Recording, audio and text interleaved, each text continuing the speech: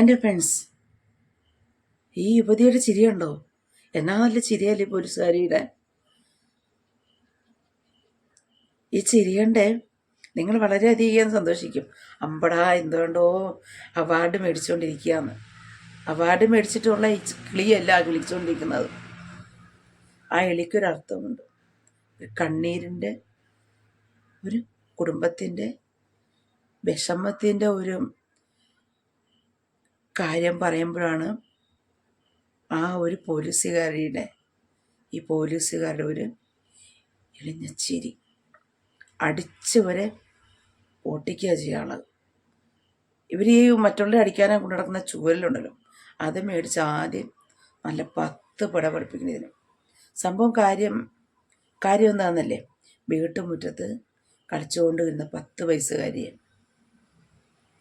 2 കാമഭ്രാന്തന്മാർ പിടിച്ചു കൊണ്ടുപോയി അതിനെ വളരെ ക്രൂരമായിട്ട് പീഡിപ്പിച്ച് കൊന്നുകാണും.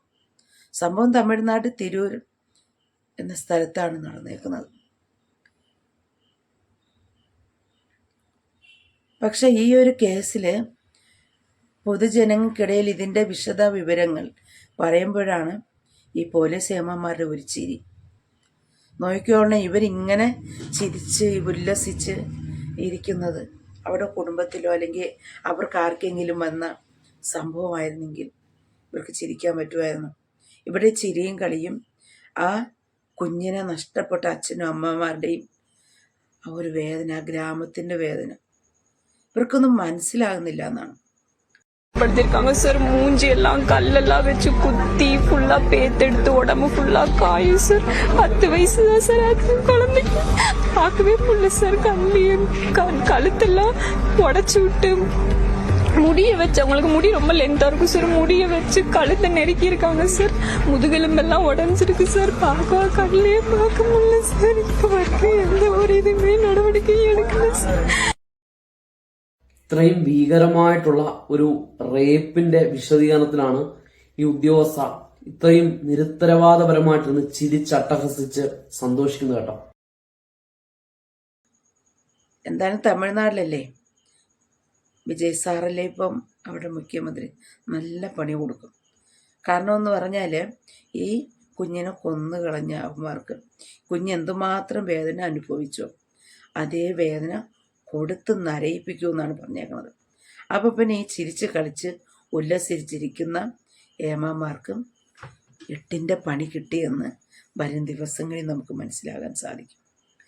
ഇന്നിങ്ങനെ വീഡിയോ ചെയ്യാനായിട്ട് കാരണം എന്തെന്ന് പറഞ്ഞാൽ, ഈ പൊതു ഇടങ്ങളിൽ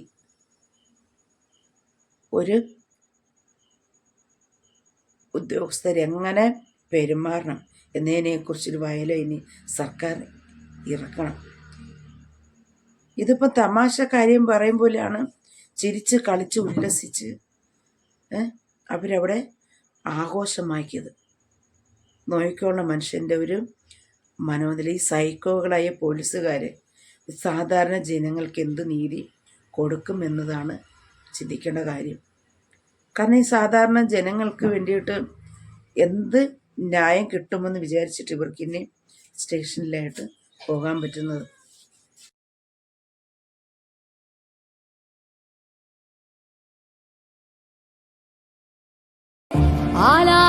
பாப்பாவை ரொம்ப கொடுமைப்படுத்திருக்காங்க சார். மூஞ்சி எல்லாம் கல்லெல்லாம் வச்சு குத்தி ஃபுல்லா பேத்தெடுத்து உடம்பு ஃபுல்லா காயும் சார்.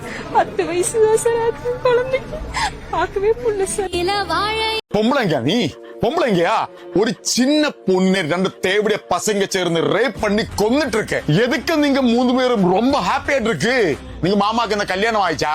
ஒரு 10 വയസ്സായ പാവം കുട്ടിയെ മുട്ടായി കാണിച്ച് മോഹിപ്പിച്ച് കൊണ്ടുപോയി റേപ്പ് ചെയ്ത് കൊന്ന പന്ന കഴുവേറി മക്കളെക്കാളും കൊടിയ വിഷമാണ് ആ ഇരിക്കുന്ന 3 കാക്കിയിട്ട കാവാലന്മാരി. തലപതി എന്നാച്ച് തെറി മൂവി തെറി தெரியுமா? அந்த மாதிரி வெட்டி போடுற ആ തൊലിച്ചുകൊണ്ടിരിക്കുന്ന പെണ്ണിനോടാണ് എനിക്ക് കളിപ്പ് വന്നത്. അവളൊക്കെ ഒരു പെണ്ണാണ്, ഒരമ്മയാണ്. തൊലി കണ്ടില്ല അവളെ. തളപതി വിജയ് സാർ ഈ കേസിന്റെ ശിക്ഷ വിധിക്കുമ്പോൾ ഇന്ത്യയിലുള്ള എല്ലാ സംസ്ഥാനങ്ങൾക്കും മാതൃകയാവേണ്ട ഒരു ശിക്ഷാവിധി ആയിരിക്കണം. എന്ന് വെച്ചാൽ അടുത്ത പ്രാവശ്യം ഒരു പെണ്ണിന്റെ മേലിൽ ഒരുത്തൻ കൈവെക്കാൻ ഒരുങ്ങുമ്പോൾ അവനെ പിടുക്കിടന്ന് വിറക്കണം. അമ്മാതിരി ശിക്ഷയായിരിക്കണം ഇത്.